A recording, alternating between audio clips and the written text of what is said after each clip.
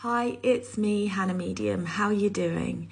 One of the things that I get asked quite a lot, and I was just thinking about as I'm getting ready to work this evening, is how you can get yourself into a receptive state to attend a mediumship demonstration.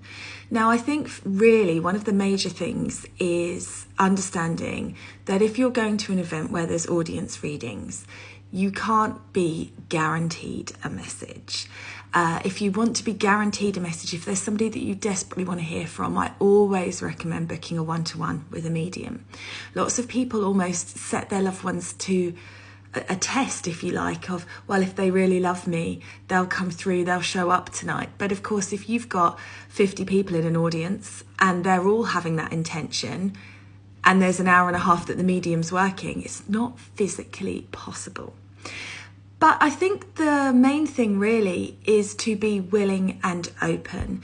Lots of people get hung up on a particular piece of evidence.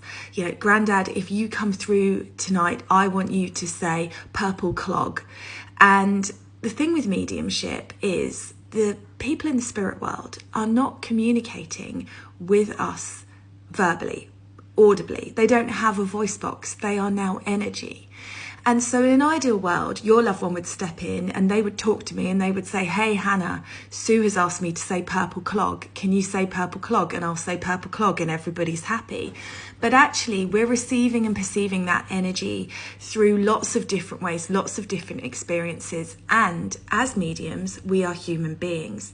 There are some pieces of evidence that we are open and able to receive in a moment, and some pieces of evidence that we are unable to receive in a moment. And that changes depending on us, the spirit we're working with, the audience, the vibe, our energy. There's so many different variables with the demonstration.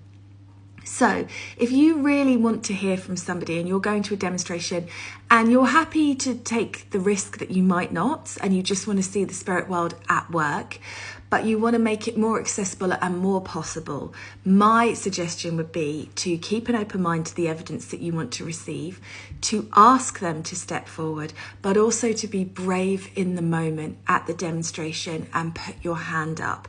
Because the number one thing that always stays with me is the people that come up to me afterwards and say, I'm really sorry, that was my mum you were communicating with, but I just wasn't brave enough to put up my hand.